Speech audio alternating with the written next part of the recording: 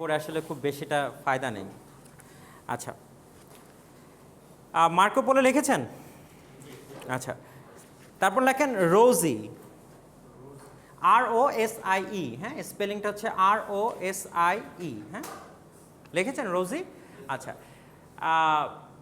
এই তিনটা ক্যারেক্টার খুব ভালো করে, এই উপন্যাসটাতে খুব বেশি আসলে ক্যারেক্টার নেই, সিগনিফিকেন্ট ক্যারেক্টার হচ্ছে এই তিনজনই। আমি যদি বলি, আরেকটা হচ্ছে ভেলান, লেখেন VELAN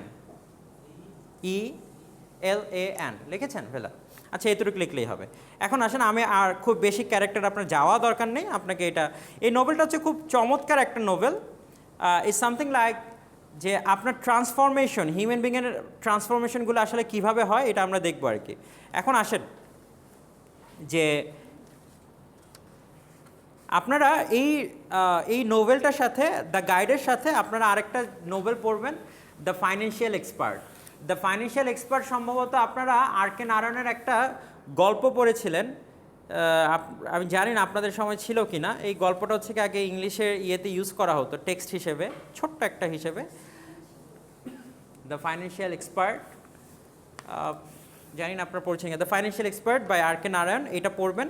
আরেকটা পড়তে পারেন দ্য ইংলিশ টিচার, আর.কে নারায়ণের। এই তিনটা নোবেল পড়লে আপনি মোটামুটি হচ্ছে তার উপর অনেকগুলো কাজ করতে পারবেন। The English teacher. The guide বইটা পাবলিশ হয়েছে 1958-এ।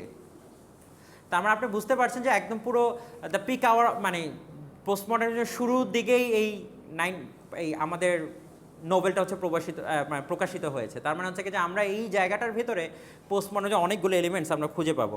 তার মানে আপনারা যদি এই দ্য গাইড নিয়ে যদি কাজ করতে চান, তাহলে আপনারা দয়া করে এই তিনটা নোবেল এইটা পড়ার পরে আপনাকে ওই দুইটা নোবেল আপনি আবার পড়বেন। পড়লে মোটামুটি একটা কিছু আপনি দাঁড় করাতে পারবেন, তার নোবেলের কনসেপ্টগুলো, পোস্টমডার্ন এলিমেন্টসগুলো, এবং এর সাথে হচ্ছে গিয়ে যে আপনার থিওরিটিক্যাল যে সাবজেক্টিভ নলেজগুলো দরকার সেগুলো আপনি মোটামুটি দাঁড় করাতে পারবেন।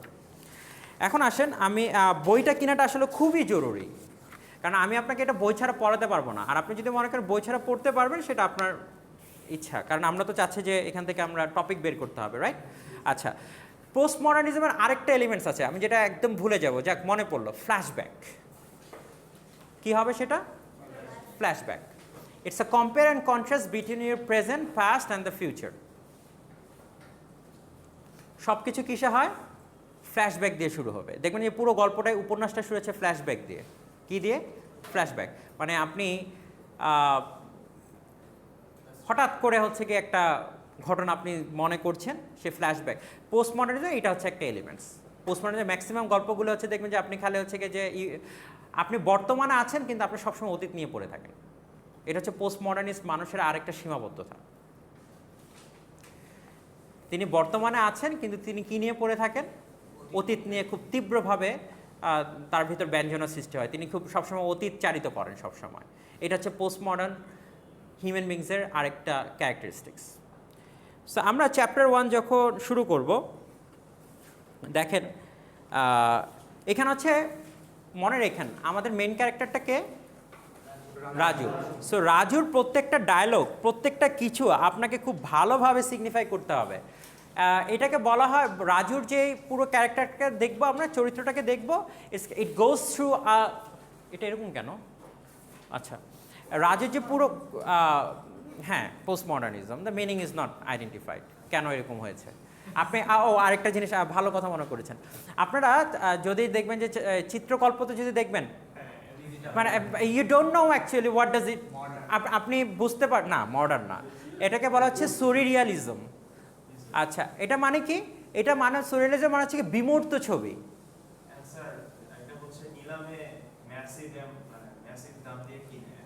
হ্যাঁ, মানে হ্যাঁ, এটা মানে যিনি এঁকেছেন তাকে যদি জিজ্ঞেস করেন যে এটার মিনিং কি, তিনি বলবেন যে আপনার যা মিনিং দিতে পারেন সেটাই মিনিং, মিনিং আমার উপর।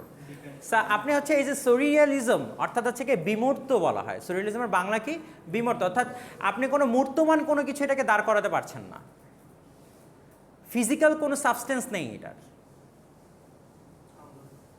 বুঝতে পেরেছেন? এটা কোনো ফিজিক্যাল এক্সিস্টেন্স আপনি দিতে পারছেন না। এখন একটা ছবি আঁকছে লাল, নীল রং, বেদনা, এখন আপনি বলতেছেন এটা কি রং? বেদনার রং। এখন আপনি বেদনার রং বলছেন কিন্তু আপনি তো আইডেন্টিফাই করতে পারছেন না যে এটা আসলে কিসের রং। Because the meaning is not fixed. আপনি যখন তাকে জিজ্ঞেস করবেন পেন্টারকে, ভাই আমি না জানতে চাচ্ছি যে এই পেন্টিংটা আসলে কী সিগনিফাই করছে, বলছে যে এটাই সিগনিফাই করছে যেটা আপনি সিগনিফাই করাতে চাচ্ছেন। এটাই হচ্ছে পোস্ট মডার্নিজম। এবং সে বলে যে খুব সুন্দর, খুব সুন্দর। আপনি কি দেখে সুন্দর বলছেন সেটা আপনিও জানেন না, আর কি দেখে হচ্ছে, হ্যাঁ আপনি এক্স্যাক্টলি আপনি দেখবেন যে এই যে বিমূর্ত ধারণাটাকে মানুষের যে এই যে বিমূর্তর আরেকটা, মানে আমি যদি লিটারাল ওয়ার্ডটা নিই, যদি কাছাকাছি যেতে পারে, সেটা হচ্ছে অ্যাবস্ট্রাক্ট। কি হতে পারে? অ্যাবস্ট্রাক্ট হতে পারে। এই যে আপনার অ্যাবস্ট্রাক্ট চিন্তাগুলোকে যে আপনার ধারণ করার যে একটা প্রয়াস আপনি দিচ্ছেন, অর্থাৎ মানুষের চিন্তাগুলোকে সব বিমূর্ত চিন্তা ভাবনা হয়। মানুষ হচ্ছে কি চিন্তা ভাবনাটাকে ধারণ করতে পারে না। আপনি দেখবেন স্বপ্নে মানুষ আপনি দেখছেন যে মানুষের মাথা নাই কিন্তু সব আছে, বিমূর্ত চিন্তা আপনার।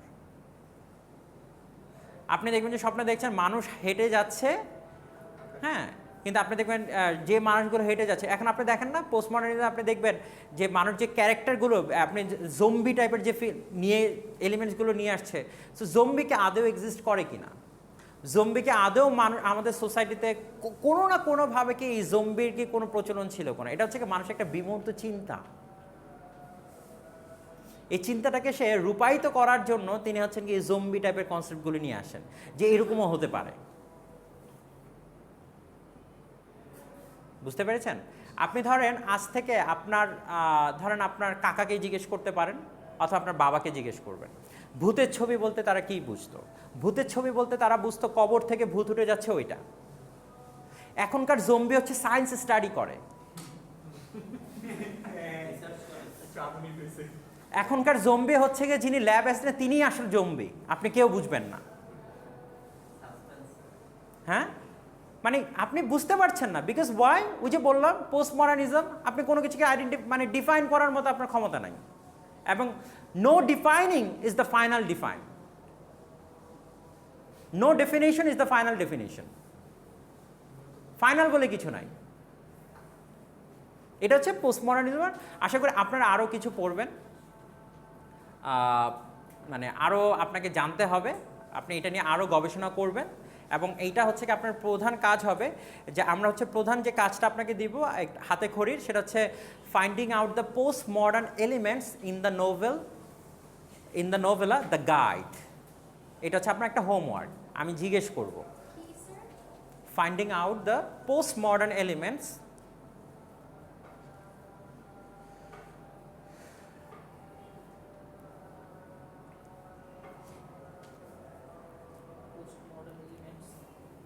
from the novella The Guide. লিখেছেন? আচ্ছা,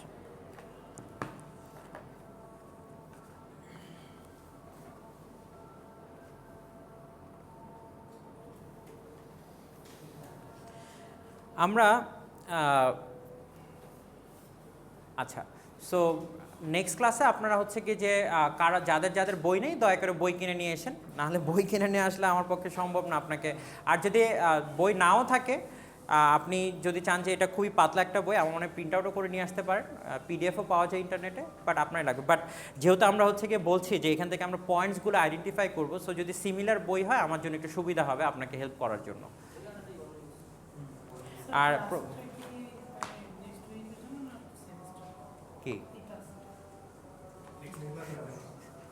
কি বললেন? নেক্সট ক্লাসে পড়বেন, মানে আপনার তো আর মানে কি না পড়তে পড়তে যাওয়া হয় আর কি, কোয়েশ্চেন ভুল হয়ে গেছে। ঠিক আছে, থ্যাংক ইউ। রেকর্ডিংটা অফ করে দেন। আমি জাস্ট একটু শুরু